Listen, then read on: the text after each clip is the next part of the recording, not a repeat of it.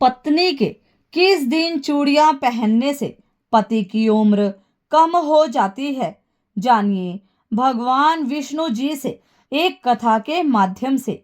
एक समय की बात है, माता लक्ष्मी भगवान विष्णु बैकुंठ लोक में बैठे हुए थे।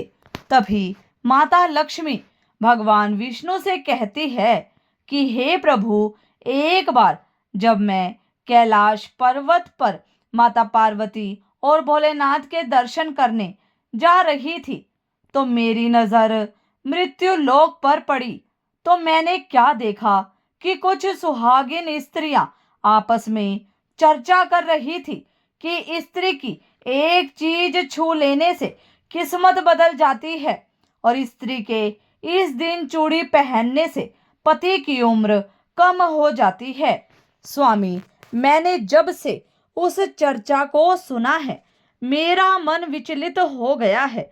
इसीलिए मेरा आपसे अनुरोध है कि आप मुझे मेरे इन दोनों प्रश्नों का उत्तर देकर संतुष्ट करें।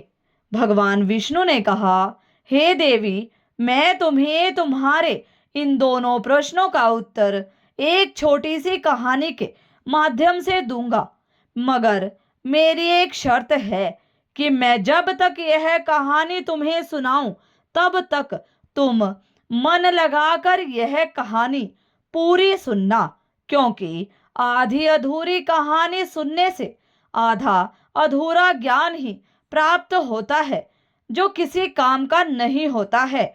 भगवान विष्णु की बात सुनकर माता लक्ष्मी कहती है, ठीक है स्वामी, मैं आपको वचन देती हूँ कि कहानी पूरा मन लगाकर ही सुनूंगी।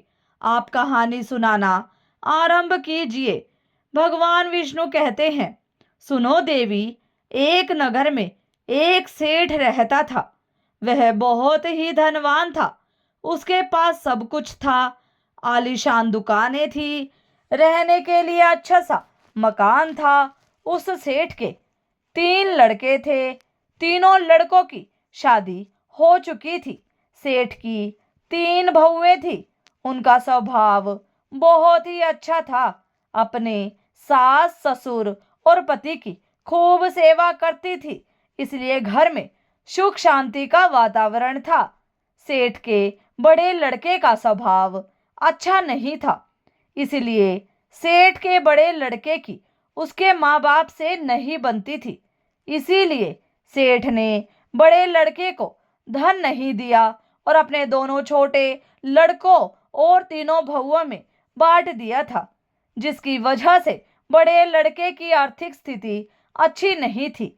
भगवान विष्णु कहते हैं, हे देवी, एक बार सेठ अपने मन में सोचता है कि भगवान ने मुझे सब कुछ दिया है पर एक बेटी नहीं दी। यदि एक बेटी होती तो मैं अपने मन की सारी बातें अपनी बेटी को बताता और बेटी को बहुत ही लाड़ प्यार करता। भगवान विष्णु कहते हैं, हे देवी, सेठ अपनी सेठानी के साथ में अपना जीवन जी रहा था, मगर एक बेटी की कमी सेठ को हमेशा ही महसूस होती रहती थी। सेठ हमेशा अपने घर के पास स्थित मंदिर में श्री राधा रानी के दर्शन करने जाया करते थे। एक दिन जब सेठ मंदिर में राधा रानी के दर्शन करने गए थे, उस दिन मंदिर में एक संत पधारे हुए थे। सेठ को उदास देखकर संत ने सेठ से पूछा, तुम उदास क्यों हो? तो सेठ बोले, महाराज, मेरी कोई बेटी नहीं है, इसीलिए मैं उदास हूँ। फिर संत मुस्कुराए और बोले, यदि जीवन में किसी का अभाव है तो उसकी जगह भगवान को बैठा लेना चाहिए। सेठ बोला, महाराज, मेरे तो कोई बेटी नहीं है, तो मुझे क्या करना चाहिए? फिर संत बोले, सेठ, तुम एक काम करो, तुम बरसाने की बेटी श्री राधा को ही अपनी बेटी क्यों नहीं मान लेते हो? भगवान विष्णु ने कहा, हे देवी, इस प्रकार उस संत की बात सेठ को बहुत पसंद आई और उसी दिन राधा रानी का एक बड़ा सा चित्र मंगवाया और उसे अपने कमरे में लगा लिया। अब तो सेठ का जीवन पूरा बदल गया। वह उठते बैठते, सोते जागते श्री राधा रानी को अपनी बेटी मानकर उनसे बातें करने लगते थे। और इतना ही नहीं, सेठ को अपनी बेटी राधा रानी को हर बात बताने में बहुत ही आनंद आता था। इस प्रकार सेठ की राधा रानी में ऐसी लगन लगी कि जब भी वे दुकान पर जाते तो श्री राधा रानी को भोग लगाकर प्रसाद खाकर ही जाते थे, और शाम को लौटते थे तो राधा रानी को प्रणाम करते और उनसे बातें करते और भोग लगाकर प्रसाद ग्रहण करते थे। भगवान विष्णु कहते हैं कि हे देवी, उस सेठ ने जब से राधा रानी को अपनी बेटी के रूप में स्वीकार किया, तब से सेठ हर समय प्रश्नचित रहता था। जब भी सेठ से कोई पूछता था कि तुम्हारे कितने बच्चे हैं, तो सेठ हमेशा यही कहता था कि मेरे 3 बेटे 3 बहुएं और 1 बेटी है। भगवान विष्णु ने कहा, हे देवी, एक दिन सेठ के घर में चूड़ी पहनाने वाली मणिहारन आई तो राधा रानी ने सोचा कि आज तो दिन ठीक नहीं है और आज के दिन चूड़ी पहनना शुभ नहीं होता। इसीलिए श्री राधा रानी ने अपनी माया से उस मणिहारन की चूड़ियों का रंग खराब कर दिया, जिससे सेठ की बहुओं ने चूड़ी नहीं पहनी और मणिहारन को वापस भेज दिया। उधर जब 2 दिन के बाद में वही मणिहारन उन चूड़ियों को देखती है तो वे चूड़ियां सुंदर हो जाती हैं। फिर मणिहारन उन्हीं चूड़ियों को लेकर के सेठ के घर वापस आती है तो सेठ की 3 बहुएं चूड़ियां पहनती हैं और बाद में राधा रानी भी चूड़ियां पहनने के लिए प्रकट होती है।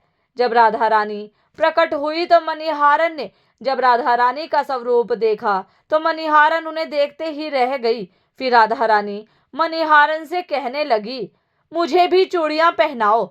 उधर राधा रानी की बात सुनकर मणिहारन ने मन में विचार किया कि हो सकता है कि सेठ जी के घर में कोई मेहमान आए हों, क्योंकि हमेशा तो मैं जब भी इस घर में चूड़ियां पहनाने आती थी तो सेठ की केवल 3 बहुएं ही दिखाई पड़ती थी जो हमेशा से चूड़ियां पहनती थी, मगर आज यह 4थी बेटी नजर आई है। लगता है कोई मेहमान होगी। भगवान विष्णु कहते हैं कि हे देवी, फिर ऐसा सोचकर उस मणिहारन ने राधा रानी को चूड़ियां पहना दी। अब राधा रानी चूड़ी पहन करके एक ओट में जाकर अंतर ध्यान हो गई। सभी को चूड़ियां पहना करके मणिहारन हमेशा की तरह चूड़ियों का पैसा लेने के लिए सेठ जी की दुकान पर चली गई। फिर मणिहारन को देखते ही सेठ कहने लगा, लगता है घर पर चूड़ियां पहनाने गई थी, तुम हमारी तीनों बहुओं को चूड़ियां पहना कर आई हो, यह लो तुम्हारे पैसे। मैं तुम्हें देखकर ही समझ गया था कि तुम दुकान पर पैसे लेने के लिए आई हो। फिर सेठ ने मणिहारन को हर बार की तरह जितने पैसे देते थे उतने ही पैसे दे दिए। तो मणिहारन कहने लगी, सेठ जी, इस बार मैंने 3 जनों को नहीं बल्कि 4 जनों को चूड़ियां पहनाई है, इसलिए अब की बार मैं ज्यादा पैसे लूंगी। भगवान विष्णु कहते हैं, हे देवी, मणिहारन की बात को सुनकर सेठ कहने लगा, हमारे घर में तो 3 बहुओं के अलावा तो कोई चौथी और है ही नहीं, फिर तुमने चूड़ियां किसे पहनाई? तो मणिहारन कहने लगी, सेठ जी, मैं नहीं जानती, लेकिन मैं तो सिर्फ इतना जानती हूँ कि मैंने तो आपके घर पर 4 जनों को चूड़ियां पहनाई है। फिर इस प्रकार मणिहारन की बात को सुन करके सेठ कहने लगा, ठीक है, पहले तो तुम 3 जनों के पैसे ले जाओ, बाकी के पैसे में पहले घर पर जाकर पता करूंगा कि चौथा कौन है जिसे तुमने चूड़ी पहनाई है। मणिहारन बोली, ठीक है सेठ जी, पहले आप घर पर पता कीजिए, उसके बाद मुझे मेरे पैसे दे देना। और ऐसा कहकर वह मणिहारन सेठ की दुकान से चली गई। भगवान विष्णु कहते हैं, हे देवी, शाम को सेठ जी जब घर पर पहुंचे तो उन्होंने घर पर मणिहारन के बारे में पूछा। उनकी बहुओं ने कहा कि केवल हम तीनों ने ही चूड़ियां पहनी थी। तो सेठ कहने लगा, यही बात तो मैंने मणिहारन को काफी समय तक समझाई कि हमारे घर में केवल 3 ही जने हैं, चौथा और कोई नहीं है जिसे तुमने चूड़ियां पहनाई। मगर वह मणिहारन यह बात मानने के लिए तैयार नहीं थी और बार बार उसका यही कहना था कि मैंने 4 जनों को चूड़ियां पहनाई। भगवान विष्णु कहते हैं, हे देवी, इस प्रकार सेठ सारी बात भूल गया और अपने नित्य काम में लग गया। सेठ राधा राधा बोलते बोलते श्री राधा रानी को भोग लगा करके भोजन करके सो गया। और जब सेठ की नींद आ गई तो सेठ के सपने में राधा रानी प्रकट हुई और उनकी आंखों में आंसू थे। सेठ ने पूछा, बेटी उदास क्यों हो? तो श्री राधा रानी बोलती है कि पिताजी, आज मेरा मन बहुत दुखी है। मैंने अपने पिता का घर समझकर यहाँ आराम से चूड़ियां पहनी थी, परंतु पिताजी आपने उस मणिहारन को चूड़ियों का मोल नहीं चुकाया। पिताजी, आपने मुझे बेटी तो बना लिया, परंतु आपको मेरी याद नहीं आई। आपने मुझे भुला दिया। इससे मैं बहुत दुखी हूँ।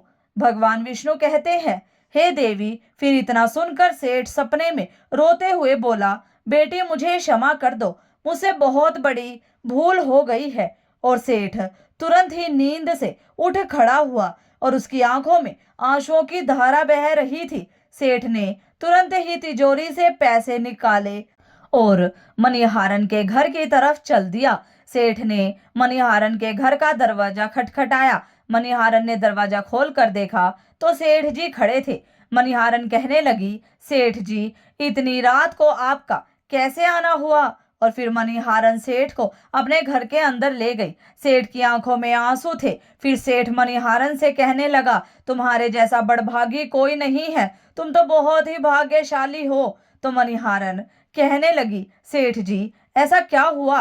तो सेठ बोला, मैंने राधा जी को अपनी बेटी बनाया है, परंतु मैंने उन्हें कभी भी अपनी आंखों से नहीं देखा। लेकिन तुमने आज उन्हीं राधा जी को अपने हाथों से चूड़ियां पहनाई है। आज तुम्हारे जैसा भाग्यशाली इस धरती पर कोई दूसरा नहीं।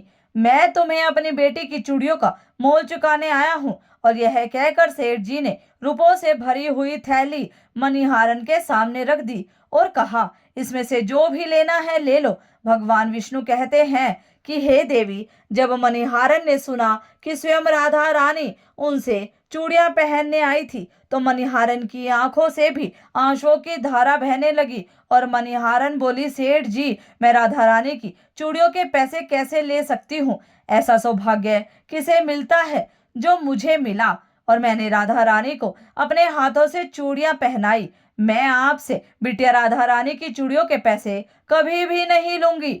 भगवान विष्णु कहते हैं, हे देवी, परंतु सेठ नहीं माना। सेठ ने रूपों से भरी हुई थैली मणिहारन के घर पर रख दी और वहां से सीधे घर आए और अपनी पत्नी को लेकर के श्री राधा रानी के मंदिर में चले गए। और उस दिन के बाद से सेठ जी ने अपना सब कुछ छोड़ करके संन्यास ले लिया और अपना शेष जीवन राधा रानी के मंदिर में राधा जी की भक्ति करते हुए बिता दिया। भगवान विष्णु कहते हैं, हे देवी, इधर सेठ मंदिर में राधा रानी की भक्ति में खो जाता है और अपनी पत्नी के साथ में मंदिर में रह करके राधा रानी की भक्ति करने लगता है। और उधर राधा रानी बड़े लड़के के सपने में पहुंच जाती है और कहती है, तुम अपनी माँ की सेवा नहीं करते हो, इसीलिए तुम्हारी ऐसी स्थिति है। तुम आज से ही अपनी माँ के चरण छूना आरंभ कर दो। रातों रात तुम्हारा भाग्य देखना कैसे बदलता है। भगवान विष्णु कहते हैं, हे देवी, इस प्रकार से सेठ का बड़ा लड़का अपनी माँ के चरणों को रोजाना छूने लगा और फिर धीरे धीरे बहुत बड़ा आदमी बन गया। उसके पास धन की कोई कमी नहीं रही। फिर भगवान विष्णु कहते हैं, हे देवी, तुम अपने पहले प्रश्न का उत्तर समझ लो। तुम्हारा पहला प्रश्न था कि स्त्री की कौन सी चीज उसे बिना बताए छूने से रातों रात भाग्य बदल जाता है। तो ठीक से समझ लो, जो इंसान सेठ के बड़े लड़के की तरह अपनी माँ के चरणों की सेवा करता है, माँ के चरणों का अमृत पान करता है, उसका सोया हुआ भाग जाग जाता है और एक दिन वह इंसान बहुत बड़ा आदमी बनता है। भगवान विष्णु कहते हैं कि हे देवी, तुम्हारे दूसरे प्रश्न का उत्तर सुनो। तुम्हारा दूसरा प्रश्न था कि स्त्री के किस दिन चूड़ी पहनने से पति की उम्र कम हो जाती है। तो सुनो, जिस दिन मणिहारन सेठ की तीनों बहुओं को चूड़ी पहनाने के लिए आई थी तो राधा जी ने देखा कि उस दिन मंगलवार था, इसीलिए राधा जी ने अपनी माया से उन चूड़ियों का रंग काला कर दिया था, जिससे सेठ की बहुओं को चूड़ियों का रंग पसंद नहीं आया। और फिर मणिहारन अगले 2 दिन के बाद आई। उस दिन शुक्रवार था और उस दिन राधा रानी की कृपा से चूड़ियों का रंग सुंदर हो जाता है और सेठ की तीनों बहुएं और राधा रानी चारों चूड़ियां पहनती हैं। इस तरह हमेशा के लिए सचेत रहने के लिए राधा रानी सेठ के बड़े लड़के की तरह सेठ की तीनों बहुओं के सपने में आती है और चूड़ी का महत्व बताते हुए कहती है कि हर सुहागिन स्त्री को चूड़ी पहनने से पहले कुछ बातों का विशेष ध्यान रखना चाहिए। सुहागन स्त्री को 21 चूड़ी पहननी चाहिए। नई चूड़ी हमेशा सुबह या शाम को पहननी चाहिए। नई चूड़ी हमेशा रविवार या शुक्रवार को ही पहननी चाहिए। इस दिन पहनने से पति की उम्र बढ़ती है और चूड़ी मंगलवार और शनिवार को न तो खरीदनी चाहिए और ना ही पहननी चाहिए। इससे पति की उम्र कम होती है। चूड़ी 16 श्रृंगार में से एक होती है, इसलिए जब भी चूड़ी पहने तो सोच समझ कर शुभ दिन ही पहननी चाहिए। तो भक्तों, आपको हमारी ये कहानी कैसी लगी कृपया कमेंट करके जरूर बताएं। वीडियो पसंद आई हो तो वीडियो को लाइक शेयर सब्सक्राइब करें। धन्यवाद।